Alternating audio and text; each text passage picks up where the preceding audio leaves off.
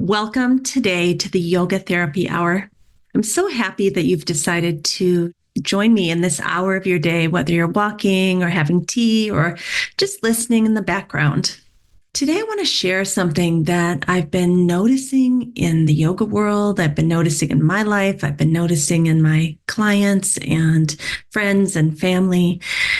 And that's all about loss and grieving and letting go, leading to receptivity, leading to a potential new transformation that maybe none of us could ever imagine or expect. Welcome to the Yoga Therapy Hour podcast. We're so happy that you're on this journey with us, and we'd like to invite you to a few other activities. Number one, we have a Monday night yoga therapy clinic, and each month we choose a different topic. It's a deep time together, both professionally and personally, and we do offer CE units. So come join us on Monday nights, if you will. We'll see you there, and until then, let's get into our podcast.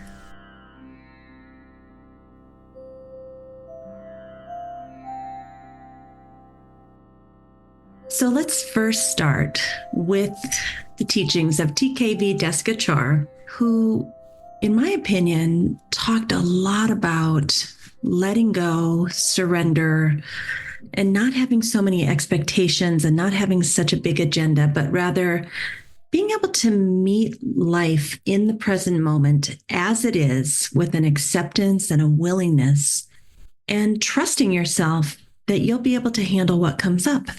That, to me, was a lot of what he was teaching us. He was teaching us about detachment. And if you watched how he lived his life, he lived a very simple life. He didn't have a lot of expectations of other people. And he basically took it day by day, moment by moment, and was very observant in that moment. And I'm really, as I get older, starting to appreciate this. Talking less, listening more, not relying on memory from the last time you saw this person or the last time you were in this situation, not pushing forward with your agenda or my agenda or having expectations and then being disappointed, but rather just showing up in the present moment and letting life unfold and looking at it with clarity for what it is. And that's really hard because that means we're kind of delinking from all the memories and thoughts and feelings of the past. We're trying not to have anxiety or expectations or agenda for the future. We're just staying here in the present moment and trusting ourselves. And I think that's one thing that a lot of us aren't able to do, which is trust. I know who I am. I like who I am. I'm true to myself. I'm authentic. I'm willing to show up with all my flaws and imperfections and be real. And the people who stick around obviously are my people, and the people who don't care for me or for you, it's okay. We're not going to be for everyone. So I even saw that with Desikachar. I went to a conference once in San Francisco back in the maybe it was like 2008 or 2009, something like that. And 300 people showed up into the room for the magnificent T.K.V. Desikachar, the one that we had all waited for. And we all had read The Heart of Yoga. And he just showed up as himself, and he did very simple techniques, and he wasn't overstated. And people walked out. A lot of people walked out. They thought it was boring. They didn't get it. They thought he was going to provide them with something to meet their expectations, which apparently he didn't. But he was okay with that. He was okay with all those people that walked out. And he focused his full attention on those of us who stayed. And I think he was authentically himself and fine with the outcome. So what would that be like? I think most of us as yoga teachers, if almost 20 or 30% of the people after half an hour walked out of our class, I think we would be hurt. We would start questioning ourselves and have self-doubt and what did I do wrong? And why don't these people like me? And how can I get them to like me? And if I can get them to like me, then I can make more money. And like the whole thing that we go through, right? And I know that a lot of this has to do with safety and security issues. For many yoga teachers, safety and security is a big deal. And probably a lot of us couldn't do our jobs anymore as yoga teachers if we don't have a certain amount of income coming in. Yoga has become capitalistic. It's become, the yoga industrial complex. So I do understand that. And I do understand that many of us will have to go and find other ways to make a living if we were to adopt this way of being in the world. So something I heard recently that just really struck me, and I'm trying to share it with people because it's such a fascinating paradigm shift that I've been meditating on and thinking about. This idea around receptivity is that we would spend less time looking outside of ourselves and searching out there and trying to grasp things and force things and put square pegs into round holes and manipulate people into this or that. Because all of that is using the mind that you have to create future potential and opportunities in the way that you always have, which will probably lead to a similar result. The mind that you're creating your future with is the mind that got you in this problem in the first place. So the idea that was introduced to me recently had something to do with standing in the present moment, drawing your attention, drawing your prana back in, just being authentically who you are, making honest connections where you're not thinking about what can I get from this person or how can I manipulate this or that or the other thing to get what I want, or dreams about what could this grow into if XYZ happened. And if I, imprinted my agenda all over this, what if you just stepped back and were yourself, authentically connected with other human beings? And here's the real kicker that really just fascinates me. They said, what if you allowed time and space to come towards you? So you're standing still, grounded, centered, authentic, doing your thing. And without any agenda, allow time and space to flow towards you. So you're not running towards the future. The future is flowing towards you, and all you have to do is stand there. And here's the real key that I think ties into Desikachar's teachings.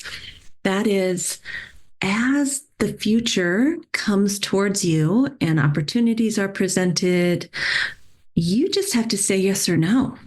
You have to have the clarity to say, is this in my svadharma, my life purpose, my path? Do I have the skill set for it?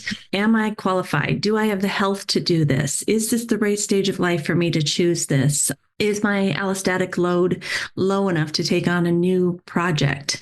All these questions, it may be a great opportunity, but as it comes to you, you get to then have the clarity or the viveka to decide, is this for me at this time with these people, right? That's a whole nother thing. It might be a great idea. It might be the right time, but is it with the right people?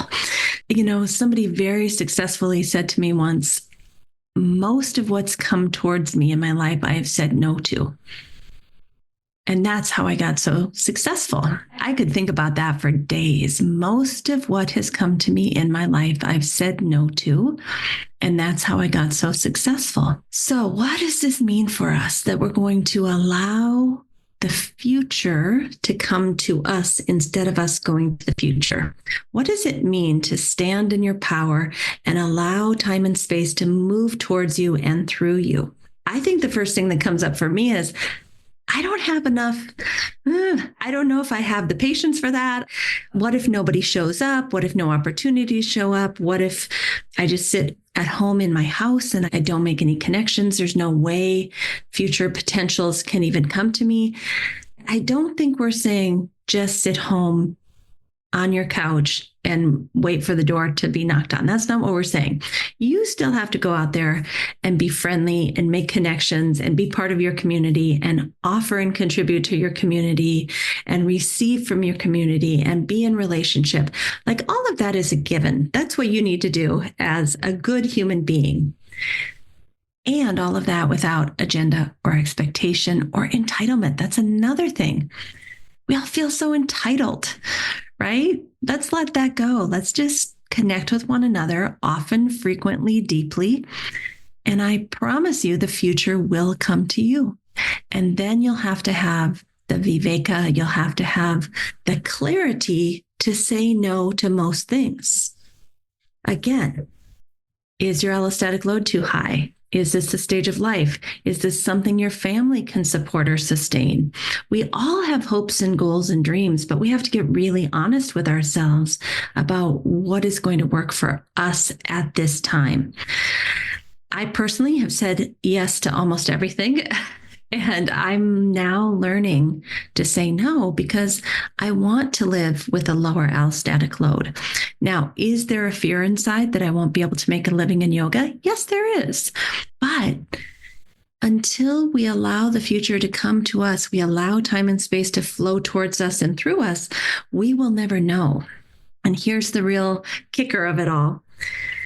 By allowing this strategy to happen, way more potentials that you could never even think of or dream of with your little mind and your little agenda and your little expectations and your fears and your worries. Something very different could come to you and through you than you ever imagined, because it's not your mind going out to try to find things and control things and make things happen. It's the universal mind flowing towards you and through you, and it brings way different possibilities towards you than you could ever imagine. And again, you don't just get to sit home. You need to go out there and be part of your community and contribute to your community. But in terms of manifestation and bringing things into your life, maybe you're more like T.K.V. Desikachar. Maybe there's a whole lot more detachment. And by that, I mean, I don't have to create something and make something happen. There's no long-term path of strategies, climbing up ladders to get certain places, cozying up to people in power with money. I'm here to tell you that never works anyway. So many people who are desperate for more comfort, more safety, more sustainability in their lives are trying to cozy up to what they perceive as someone in power with a lot of money or prestige or connections, that it will be shared with you. It oftentimes is not. And then you've gone around a whole big circle trying to cozy up to someone that doesn't end up sharing with you. And that could be professionally or personally. So I think, maybe we could think of it as, what skills and resources do I have inside that are abundant, that are valuable, and how can I use them to be of service in this world and hopefully get paid an honest, decent living? That's another thing. So many are working for $15 an hour to teach a yoga class because that's what's offered. I don't know. If you're your sole provider, that's probably not going to work. It's a whole different deal if you are doing this for charity, if you have other sources of income, either past or present, if you have a partner that's willing to support you or a family member, like, you go do you, because congratulations, you are one lucky soul. But in terms of grasping at something that you think could parlay into another thing and another thing and another thing, I've never found it to work that way. Reflecting back, all of the bigger opportunities that I've ever gotten, every single one, were nothing I could have conceived of in my own mind. They flowed to me and through me. Full stop. I couldn't have thought my way into that. I couldn't have planned it. I couldn't have had an agenda. Any of the agendas I've had have failed. But the things where I'm just sitting back, being happy and working with people I love and doing projects I love, sometimes for free, just because I like to do those projects with those people, those are the ones that lead to something more. So now I'm at this place in my life where I want to practice that. Not to get something, but because the joy is in the journey. Because it's kind of fun just sitting back, being present, being authentic, being in connection with people, being open to the universal mind and letting the universal mind determine what could happen. And in that way, then again, all I have to do is say yes or no, depending on what fits into my way of life right now. I think another thing we could think about when the universe flows to us and through us is to think about, what are my skills and my gifts? What am I suited for at this time of my life? I don't know about all of you, but I can get into really big dreams in my mind and really big, amazing things. And now that I'm in my mid 50s, I don't know if I need to take on another great big next thing in life. I'm really starting to think about sustainability energetically, emotionally, physically, sustainability financially, and what are the projects that I would say yes to that I can work for a decent wage and, for that project, not for some hope of something else happening later, but how can I do the things that are within my scope at this time of my life? And again, I empathize with all of us out there saying, well, if I'm really honest about that, I think I couldn't work more than 20 hours a week and stay in balance and have a decent allostatic load. And therefore, I have bills of $7,000 a month or whatever your budget is. That means I'd have to get paid X amount of dollars, like $400 an hour or something. I know the math doesn't math. I'm here to tell you the math doesn't math. But I'm also here to tell you that the last hairdresser I checked out charged $400 an hour. And I thought, what in the world? How is this woman managing? And her schedule is booked. Now, again, I'm not telling you to start charging $400 an hour, but what I'm telling you is that your current mind has brought you to this place, and your current mind probably isn't going to think of it very much that's new.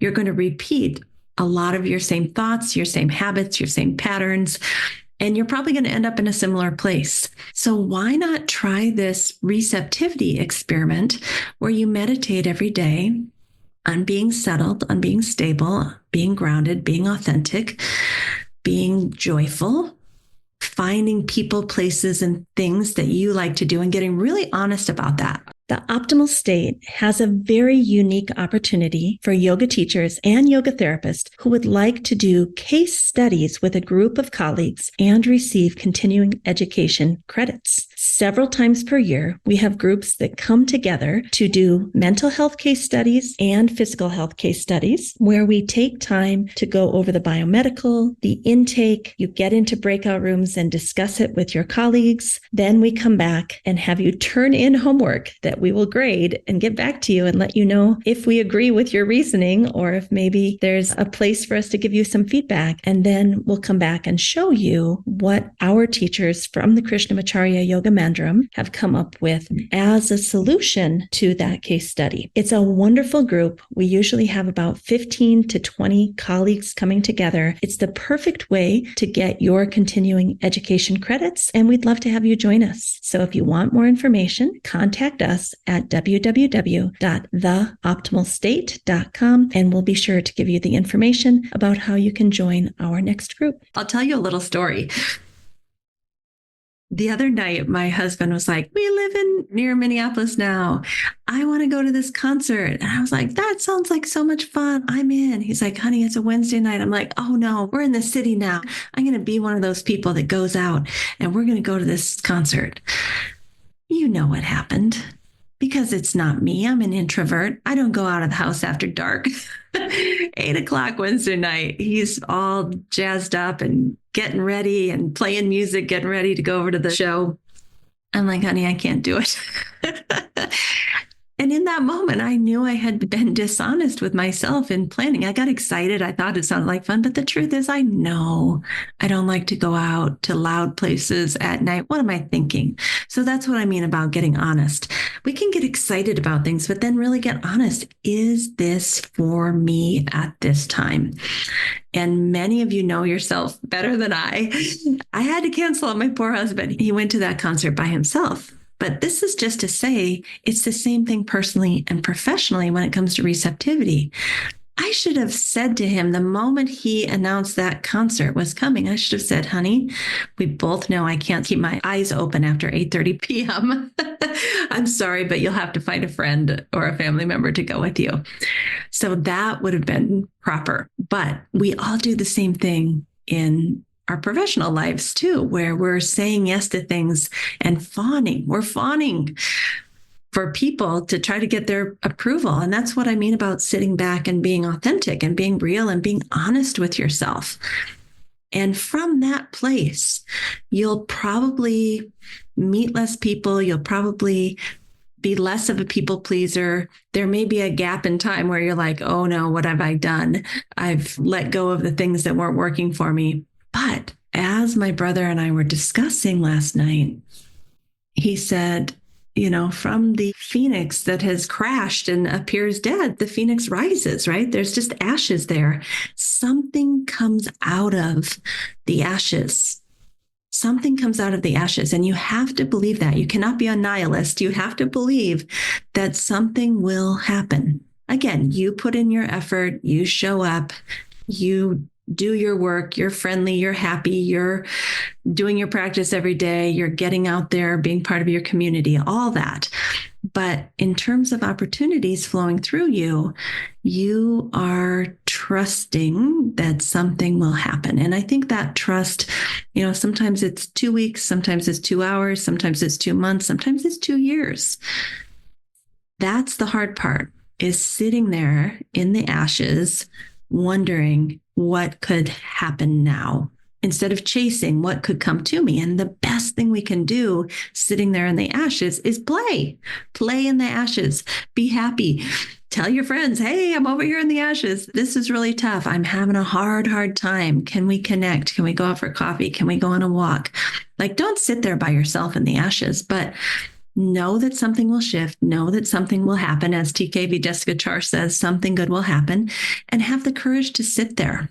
I have a wonderful colleague named Becky. Some of us were sitting in our ashes. She said, let's get together and sit. Let's get together and sit in these ashes. And so that's what we're doing. We're just going to sit and be together and feel it, and, feel the sadness, or feel the grief, or feel the anger, or feel the whatever it is we're feeling, maybe the relief. But being together in community as we go through whatever we're going through ends up being a really important part of the transformation process, as well as the healing process. So I don't know if anything that I'm saying today is resonating with you. You always know you can email me, welcome@theoptimalstate, if you want to share anything with me. There's many ways to get in touch with me. Go to our website, www.theoptimalstate.com. I'd like to hear your impressions and understandings of anything that I'm saying today, because I think this is where the rubber hits the road. This is where life becomes tragic and interesting and beautiful all at the same time. And that's really what we're here to get comfortable with, is that tragedy, the beauty, and feeling comfortable with what is and with who we are, and knowing that we have this life to live. And that's how we make the most of it. We don't make the most of it by looking for ease and 100% comfort. We make the most of this life by going deep with ourselves internally, but also as we're connecting with other people, to share this human experience, to be in that tragedy, to be in that hope, to be in that chaos, to be in that hopelessness, to watch the phoenix rise together. That's what we're doing. So it's a really hard ask, and it goes back to the teachings of T.K.V. Desikachar. It requires extreme detachment. And when I say detachment, I think detachment and love go together. There is a love. There is a deep love. There's a deep opening.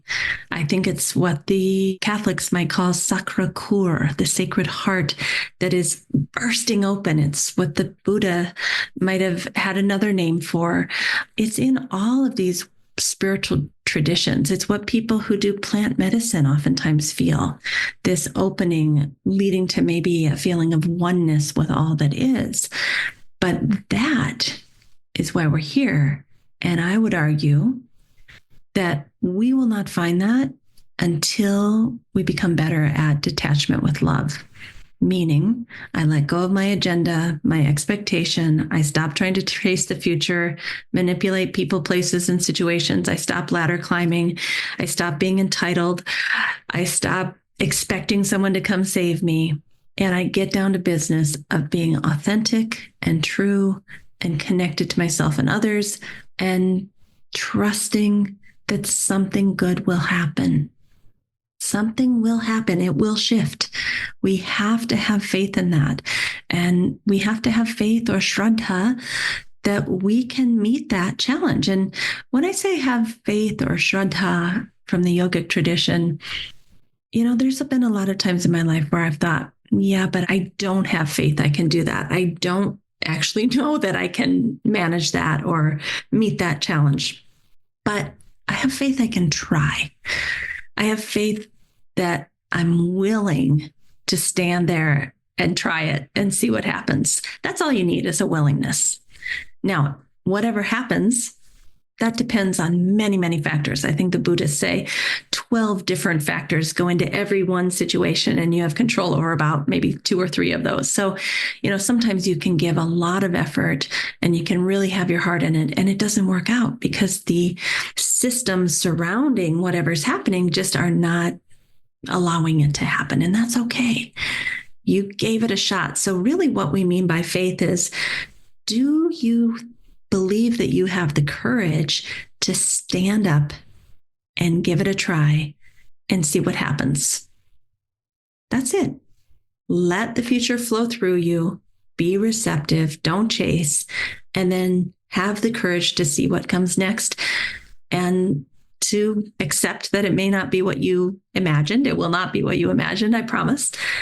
And just take the next step and the next step and the next step. It sounds so uncomfortable for me when I even hear myself saying these things. I feel like, oh, I can't do it, or oh, I'm scared, or I have doubt, right? Our job is to be with those feelings and emotions, to be with the loss of whatever we had planned for ourselves, and to be that receptive thing that knows the future and time and space is coming at us, whether we like it or not. So holding that dichotomy, holding those opposites that both are true. And I have the courage to stand here. And, even on our deathbed, that's what we're going to end up doing. We're just practicing for that. We're practicing for those moments where hopefully the death is beautiful and peaceful, and we are surrounded by at least one person that we love or an animal. And we have the courage to stand up and say, I can go through this. I can be with this, meaning death.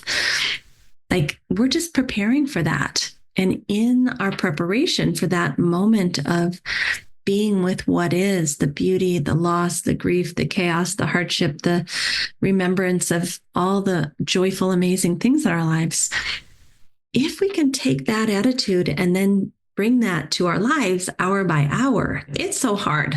What I'm talking about today is not easy. But I'm telling you, and I'm telling myself this, because I think it's a daily brainwashing. Like, get up in the morning and wash your brain out. First thing, start thinking thoughts in this direction of what we're talking about. I can do this. I have courage. I'm going to be present today. I'm going to be authentic today. So many mantras, so many affirmations. And, that reminds me, we have our mobile app, which is available for Android and for iPhone. We have been working on this thing for years, and so many of you have been our wonderful beta testers, but we're now getting to a point where we're going to offer daily affirmations on the app. We're going to offer mantras. We're going to offer meditation circles. We're going to offer a lot of resources for you to wash your brain every day, for you to get your mind around living a yogic lifestyle, living in the present moment, waking up, how to wake up. And it doesn't involve following a famous guru or paying $10,000 for a training or for a retreat. Waking up is a moment by moment task that we are committed to all day long. And we can wake up as a yoga teacher, or we can go back to our corporate job and still be awake. Like, it's not even about what job you do. I think so many yoga teachers and yoga therapists thought, oh, if I make this my career, then I can just be awake all day long. And as you know, that didn't work out, did it? You just brought your neurosis and all of your habits and all of your patterns into a new profession and repeat it. So, wherever you decide to end up, wherever you have the courage to say yes to that thing that has come to you from the universe, you can be awake. I have family members who are teachers and engineers, software producers. They're very awake. They have nothing to do with yoga. So I think we maybe had this idea that if we make yoga our lifestyle, we'll have a much better chance at staying awake. I haven't seen that to be the case. I've seen a lot of yoga teachers, yoga therapists, Buddhists that are actually quite neurotic. They're highly anxious, super depressed, just like everybody else. Not to put them down, but just like everybody else. This profession didn't change us. So what would it be like to stand as you are in the present moment, friendly, kind, affectionate, building a community with yourself and with those that you love, and take your life moment by moment? What would that be like?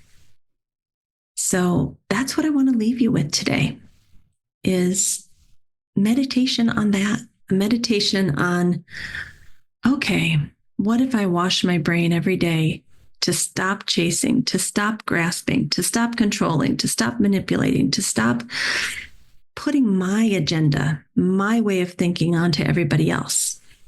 I mean, that's a big thing. We kind of have this idea that we figured it out and we're smart, and everyone else, when they smarten up, will suddenly see the world the way we do. And that is not happening. Number one, they're not going to see the world the way you see it. But number two, why should they? They have a completely different body, mind, spirit combination or vessel. And it's just perfect for them to see the world how they see it. The only thing that we have in common is that we are all hopefully being true to ourselves, being honest with ourselves. As I told you the story, oftentimes I get carried away with someone else's joy, and I'm not that honest with myself about what I'm capable of or what I want to do. But it takes time. It takes time to digest each day. I had a very difficult conversation the other day, and then I went right into a meeting. And when I came out, my partner said, "So what do you think about that difficult thing that happened?" I said, "I don't know. I just spent an hour on a totally different topic and a totally different meeting. I had to compartmentalize. I had to block out all those feelings and sensations.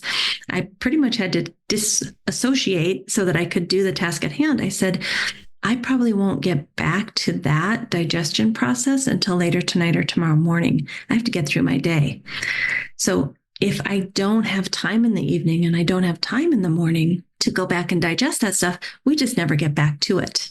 So I think a big part of this process of being more authentic, being more honest, being more truthful with ourselves, having courage, it involves creating space in our lives. And again, I don't know about you, but when you're in the hustle and you got to pay your bills, it's really, really hard to have that digestion space and time, which brings us back to say no more than you say yes. Don't fill your schedule up with things that you can't afford to do mentally, emotionally, spiritually, or financially.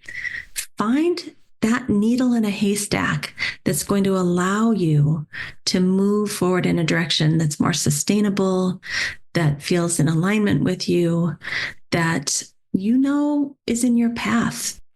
Don't be afraid to sit in that dark hallway for a little bit. Don't be afraid to crash and burn and be in the ashes, and invite your friends over to play in the ashes. Join a community that's going to help you process being in the ashes.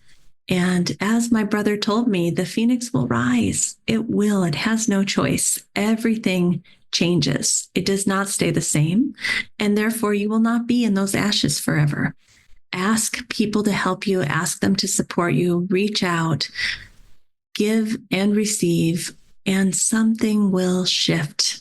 I know it's hard out there. I know we've all had such a stressful 4 or more years. The world seems like more challenging than most of us have ever experienced it in the last 4 years. And we're in a transformation process. We're moving into the next thing that our little minds and hearts cannot even fathom. The universal mind is bringing it to us, and our job is to be detached and to say no more than we say yes. That is the key to receptivity, and that is the key to sustainability. Don't say yes out of fear that you might not get XYZ. Don't say yes to, if I do this, then I can parlay it into that. Say yes because it's in alignment with you here and now, and it feels good, and you're going to enjoy the journey. Another thing my brother said to me, we had such great talks while he was visiting. He said, don't give up the present for the future. Don't give up the present for the future. And that doesn't mean don't have a savings account and spend all your money. It's not that. Figure out what you need to be happy and live within that minimal confine. And you can still save for the future. You can still plan for the future, but try to enjoy the present moment as it is and have acceptance. And as T.K.V. Desikachar says, have detachment. So this turned into a little bit of a spiritual talk today. I hope that I've provided you with some nice reflections, and thanks for joining me this week. I look forward to being with you again soon. And as always, you can download our mobile app and try it for a month for free and start to become part of our community. You can join us on Monday nights. We have the yoga therapy clinic, which also offers continuing education units. I'll try to put both of those in the show notes. Okay, everybody, have a great week. We'll talk soon. Thank you for listening to the Yoga Therapy Hour each week. We're building a community here, and we'd love to hear your ideas about how you would like to build more community with us.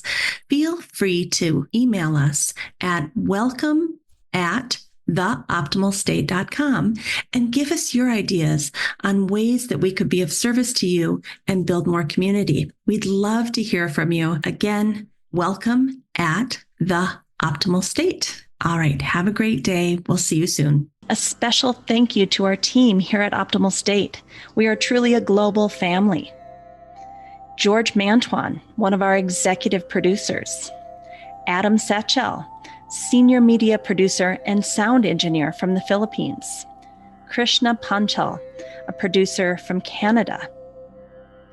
Modupe Abdullahi, who does the show notes and is an editor for us from Nigeria. And Peter Morley, who wrote and produced the music for this show, who lives in Australia. Find more about Peter's work at www.zenmusic.biz. Thank you for listening. We'll see you next time.